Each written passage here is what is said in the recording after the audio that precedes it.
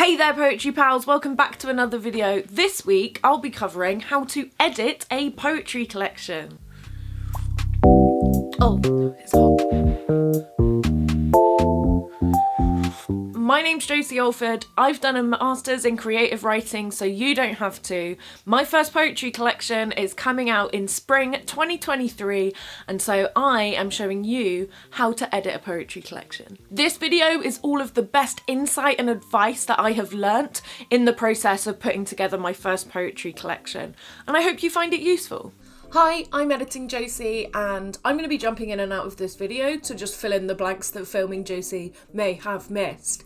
Just worth saying, this is my first time back in my office filming with a camera I haven't used in 6 months, and I had it on autofocus and it kept going in and out of focus, and while I've been editing it, it's been really irritating, but I don't have the time to refilm it, so we're just going to have to run with it, okay? The advice, the content of this video is still sound, but sometimes it's focusing on my face and sometimes it's focusing on the bookcase behind me, but we're just going to roll with it, okay? Cool, let's go. This video is part of a series on publishing a poetry collection. If you haven't watched the video on how to write a poetry collection, go and watch that. I'll make it pop up here. The reason is it's important because you can't edit something you haven't written yet. I asked my followers for their questions, so I'll be answering them throughout this video. But before we go any further, please make sure you like this video, subscribe to my channel, and comment down below what brought you here. My next video is actually going to be about submitting the collection to publishers and how to do that. So make sure you subscribe so you can keep up with that, but also ask me your questions about submitting to publishers in the comments below, and I'll make sure I'll include them in the next video. If you want to support the channel and say thank you for a useful video, you can join me on Patreon or buy me a coffee. The links to do both are in the description down below. Whilst we're on the subject, another way you can support me without having to give me money is by following me on social media. I am at Josie Alford Poet on all the things. Also, liking this video and stuff like that is really useful, so do that. So the first question is from Instagram, and the question is, where do you start? What an excellent question to start on. So my answer is that you should start by reading and writing a lot of poetry. And as I said in the intro, you need to have written a lot of poems to be able to edit them into a collection. So if you're not sure on where to start with that, you can watch my How to Write a Poetry collection, or you can also watch my How to Write a Poem video to get started. Those will both be super useful on helping you get started on writing your poetry collection. Whilst you're writing, you should be reading as much as you can. Reading, consuming poetry in any way that you can, and do it widely. Don't just read the poetry collections that are by your favourite poets. Read poetry collections that you never would have picked up, because this will help shape what you want. You'll get an idea of what you like about poetry collections, what you don't like about them, and then you can decide what decisions you want to make with your collection. Pay particular attention to the structure of the poetry collections.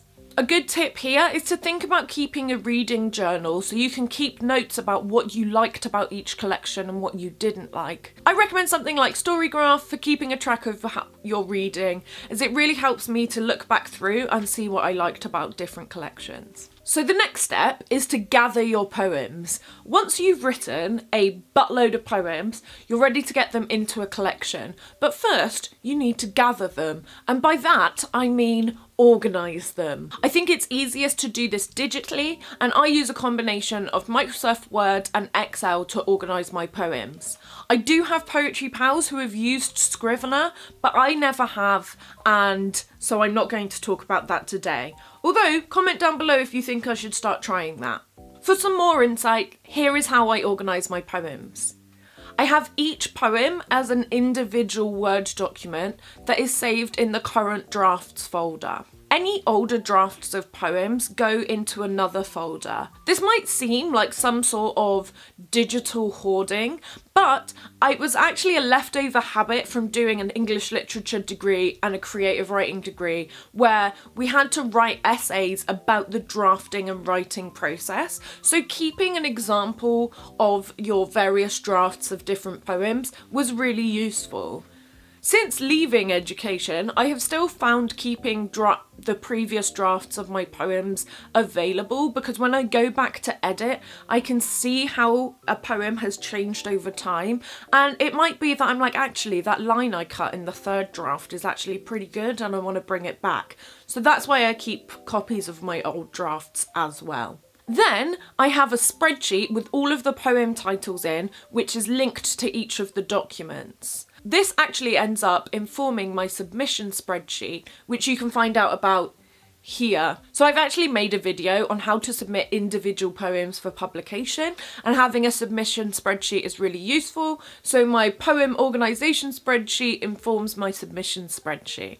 Then I have one document with the full collection in. However, this doesn't exist until I have ordered my poems, which brings me to the next stop: ordering your poems. Another question I had on Instagram was, are there any rules? And the short answer is no. A slightly longer answer is the poems you've written, your personal taste when it comes to collections, and the journey you want to take the reader on will inform how you order the poems. However, I am going to run through some tips and tricks, but please think of these as more guidelines than actual rules. Here are some examples of different structures that you might choose to use when editing your poetry collection. The most common one is some sort of thematic or emotional journey. The poetry collection starts here, it makes you feel this, then it makes you feel this, then it makes you feel this at the end. Or everything's fine and then it isn't. I like to think of an emotional journey as sort of like a line graph, where it's like, this is happy, then it's not, then it is, stuff like that. Or you've got like the presentation of a theme, then you sort of think about how that theme is dealt with, and then the end. That sort of thing. Personally, a really good example of this in a poetry collection I have read recently is Leanne Moden's Get Over Yourself. I'm actually doing a full review of that for my next video, so keep an eye out for that. And I'll go into more detail about why that collection's so good in the next video. But I think it does the thematic and emotional journey very, very well. Another option for structuring your poetry collection is it could be a narrative poetry collection, a collection that tells a story. A great example of this that I've read recently is The Last Custodian by Stephen Lightbound. This tells the story of a paraplegic in the apocalypse.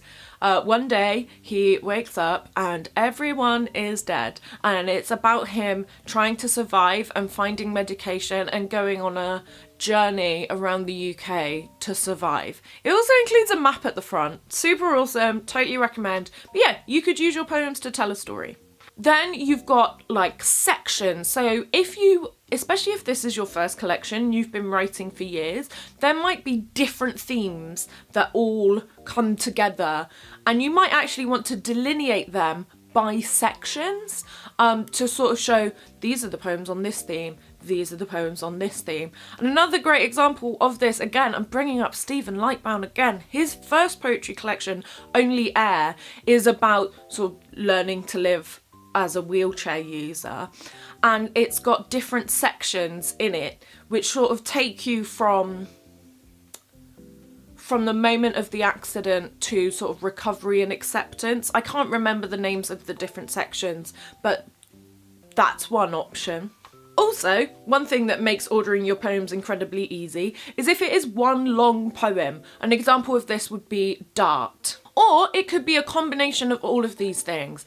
And I think a good poetry collection that sums up being a combination of story, thematic and emotional journey, having sections, and also being one long poem is Canto by Joelle Taylor. I've reviewed that on this channel. You should definitely read it. It has won so many prizes, very well deservedly. Check that one out. So once you've got an idea of the sort of structure you want to do, it's time to actually get your poems and organise them. And this is when you can print your poems out. If you are a poet who is interested in publishing, who follows other poets on social media, chances are you have seen the photo of someone's living room floor covered in A4 bits of paper. The reason you do this is so that you can take your poems and have a visual and tactile way of rearranging them to see how different poems fit together and how they might become the collection. If you don't have access to a printer, don't have the budget to print publicly, or just don't like the sustainability of it, don't worry, I've got a workaround for you. Post-its. To be honest, I recommend the slightly bigger post-its you can get. Write your poem title across the top, as well as any themes, emotions, or key images or comments that you have about that poem.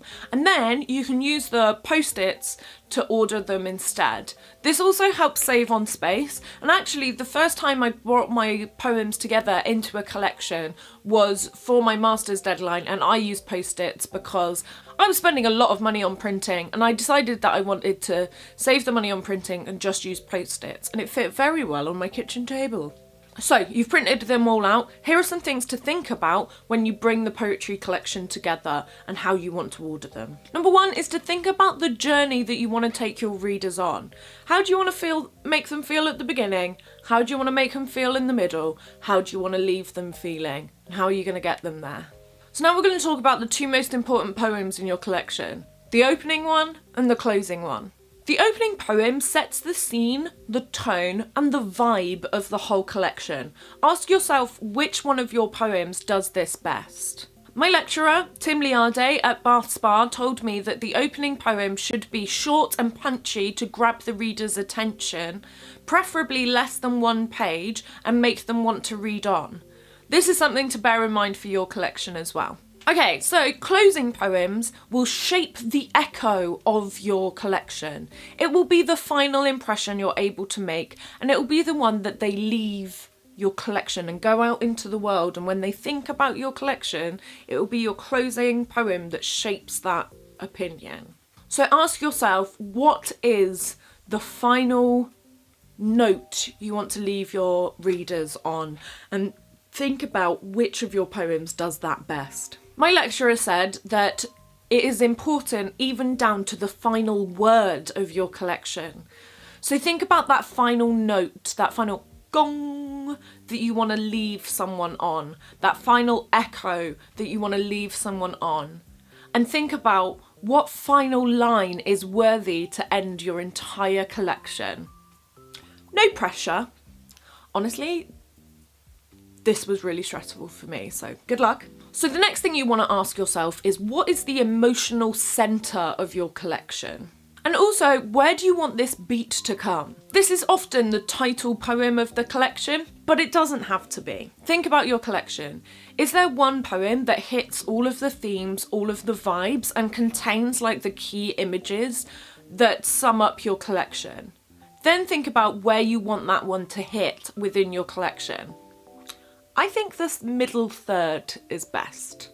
The next thing to bear in mind is, are there certain poems that sit well together? By this I mean, are there poems that relate to each other within your collection that need to go near each other in the collection so you get those connections? Connection. Because you want to make sure that they follow them in the sequence. So while you're moving your post-its about, make sure that the ones that pair well together go near each other. My final piece of advice is one that I heard outside of a poetry event in Bristol. Tom Sastry told me that the thing with pamphlets, which tend to be shorter, is they're more likely to be read in one go. So the journey there is way more important because people are likely to read it in one sitting. However, the longer a collection gets, the less likely it is that they will read it in one go. This might be where sections come in. So you want to think about the reader's journey, and the thing is that with a longer collection, people might dip in and out. Someone, don't know who, might just open it randomly in the middle, and so you need to make sure that every poem you write is one that's going to make someone want to read the entire collection. No pressure. I hate that bit of advice. It makes me... The perfectionist in me does not like that piece of advice, because now it makes me think that every single one, no duds. Everyone has to be a... No filler queens. No filler queens. Amy D on YouTube asked me, is there a certain order you like to put your poetry in? For example, theme by theme or just general overview when you're editing your poetry collection? excellent question, and I'm going to link this to the tips that I've done before so I can show you the thinking that I had with my collection, and hopefully it will give you some insight in how you might want to order yours. Also, Amy, thank you for asking this question, because there is nothing, I've put so much thought into the order that my poetry collection comes in, and I am so glad that someone asked me about it so I have an excuse to talk about it. So thank you, Amy. My collection, Faulty Manufacturing, is about losing my dad. By losing, I mean he died. I didn't just misplace him. It is about a complicated relationship. Me and my dad did not always get on. That's putting it lightly. And it tracks the journey from the immediacy of knowing and finding out and what grief looks like then, to learning to live with death. It actually starts just before he dies and sort of ends a year or two later. And it ends with one of the final moments of peace that I have known whilst going through this journey. That's not to say that grief just ended. It was just, I liked the idea of ending on peace. One of the key structural elements is actually what I have these date poems that almost form the tent poles. If you picture my collection like a big marquee, like a big circus top, you have the tent pole poems that provide structure, and then the rest of the collection hangs between the date poems. So one of the first date poems we have is December 20th, which is the date my dad died, and then we have a number of other date poems that just sort of show how grief changes over time. So I'm going to tell you about my opening poem, because I love it. My opening poem is called Widmouth Bay. I chose that one to be the opening because the sea and the beach are key images throughout the collection. I've always thought of my collection as taking place on the beach. Like Widmouth Bay is the stage which the rest of my collection dances upon. Yes, I know that sounds really twatty, but I said it, so deal with it. But also, the first draft of that poem is the first poem I wrote after my dad died. So for me, it takes the first poem of the collection in many ways, and I'm really glad that the current version is still right for being the opener. So now I'm going to skip to the end and talk about the closing poem. The closing poem is called Father as Many Things, and it was actually written in a poetry workshop that was run by my friend, Beth Calverley. It is possibly the best poem I've ever written. I feel like it perfectly pulls together all of my conflicting emotions that I have about my dad and ties them up in one thing and saying, yeah, do you know what? All of these emotions about him can coexist in one place. I'm not going to say any more about it. You'll have to read it. You'll have to buy the book. Okay, so now I'm going to tell you about the title poem. Deep breath in, guys. We're going to mention a little bit of domestic violence here. Don't worry, no details. But the poem has some details, so just bear that one in mind if that's an issue for you. Okay, for me, the emotional centre of my collection, and the reason that the collection exists in the first place, is the title poem, Faulty Manufacturing. It is the only prose poem. It is the only poem that has remained unchanged since I first wrote it, other than a slight change in the use of italics. And it is the only poem that deals with the subject of domestic violence. For me, it is the centre of the collection because this collection isn't just about grief. It is about grieving for someone who abused you and what that means. For me, the central conflict of the collection does not exist without domestic violence. Okay, take a deep breath, shake it off. I am actually genuinely excited for you guys to read it. Finally, I have a few poems that exist as pairs in my head. The first pair is Corsham Court and Corsham Court After. They appear either side of a poem called December 20th, which is the day my dad died. And they are about a place, Corsham Court, and how I saw it and perceived it before Dad died, and how my perception of that place changed after Dad died. It was important to me that those two went near each other. The other key pair was a poem called New Year's Eve, which is about me forgetting that my dad was dead and calling him on New Year's Eve. To be fair, that was only 11 days after he died, so I think that's a perfectly normal thing. But yeah, it's about forgetting my dad was dead and calling him. And then the pair to that poem is called If My Father's Answer Phone Worked. And it's all the things that I would have said if his answer phone worked. Yeah, that one's fairly self-explanatory. So I've put those pairs next to each other in the sequence. So once you've got the order of your poems together, it's time to actually edit your collection again. Also, don't worry, the order that you put your poems in can change. You can do whatever you want until a deadline, because at some point they need to print the damn thing. So it's time to have another crack at editing your poems. I am assuming that you have edited your poems to have different drafts already. If you haven't, may I recommend my How to Edit a Poem, or at least how I edit my poems. I have found that even established poets have found my methods useful, so check it out. So the way I like to do this is I like to run through the collection, read it all fairly quickly, and just assign each poem a traffic light colour. By this I mean green is this poem is perfect, don't change a thing, shh, this poem stays. Then we have yellow, which is, this poem is pretty much there, but there's a couple of things that need changing. Small stuff like punctuation, grammar, change that line break, or this one word choice doesn't work and we need to think about it. And then we have red, which is, this poem needs some serious work. I'm talking a rewrite.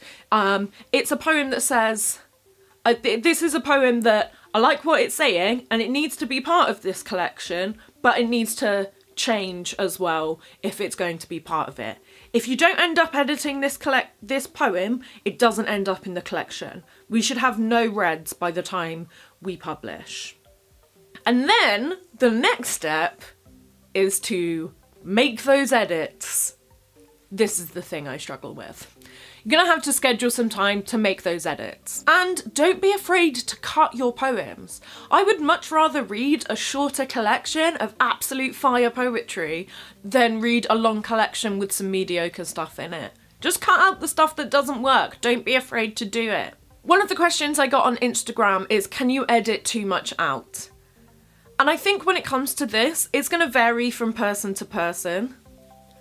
And I swing wildly between being overprotective of my poems and going, no, but this particular word choice is wonderful and I don't want to change it. Please don't make me. I love this poem. And then I swing to wild, rampant imposter syndrome, where I'm like, I hate it all. All of my poems are shit. Get rid of them all. Why do I call myself a poet? When I see myself behaving in either of these ways, I realise that it's more my staggering anxiety than anything else, and that is the point where I turn to other people, which brings me to my next step, which is ask other people to read your collection. By this, I mean someone whose opinions you trust about poetry. I mean, your opinions that you trust about politics, I'm sure that's useful, but I mean someone whose opinions you trust about poetry, so that they can give you feedback advice. This can be on a poem by poem level, or as an overarching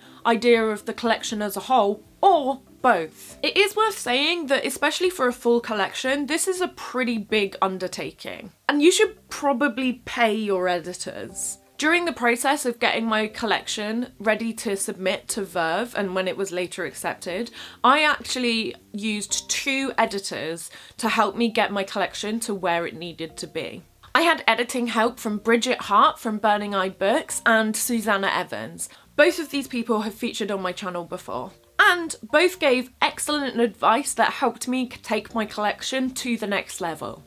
I genuinely don't think my collection would have been accepted if it hadn't been for the insight that these guys gave me. There are loads of poets and writers that offer this as a service, so if there's someone whose writing style you particularly look up to, you should just get in touch and ask them. This is also something that I offer as part of my Patreon if you want to join.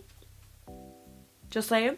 If you can't afford to pay someone, don't worry, you are not out of options. I suggest seeking out a poetry pal. someone who you know well and can ask for a favour. I always find that offering to cook people dinner or make them cups of tea has always helped when asking for editing advice. Or you can offer a skills exchange. Ask someone to read through your collection in exchange for something that you can do for them. In the past, I have offered skills exchanges which include social media consultancy, copywriting for their website, and I've even helped people move house. Then, once you have the feedback from someone, it's time to implement it. Actually making the actual edits is something that I struggle with the most. I find the proofreading bits like grammar and punctuation relatively easy, but changing the actual words and rewriting it is kind of hard, and I struggle with the motivation to do this. The good news is that I have found a workaround. With your pals who are helping you edit, set up deadlines. Basically, I am a person who is motivated by deadlines, and especially while I was doing my masters and writing lots and lots of poems, the motivation was, well, I have to do it because if not, I'll fail my masters. But after I left academia and was no longer structured by deadlines, I often struggled to have the motivation to edit the poems. So what I did is ask my editors and any pals who were helping me with the collection to set me deadlines so that I would actually do it. So basically, you ask them for feedback, they give you the feedback, and then you say, hey, let's check in a month or whatever, and we can go through the changes and talk about maybe what the next steps could be. I realised that I'm perfectly fine with letting myself down, but I'm not okay with letting other people down, so I actually get it done when I'm accountable to someone else. I also use the submission windows for certain publishers as deadlines as well. For example, I knew that The Verve had an open submission window coming up, so I wanted to make sure that my collection was the best it could be by then because I wanted to submit. So, final thoughts. When I say final thoughts, I mean this is the bit where I answer all the questions that didn't fit thematically in the video I had planned. Another question from Instagram was, did you find it difficult?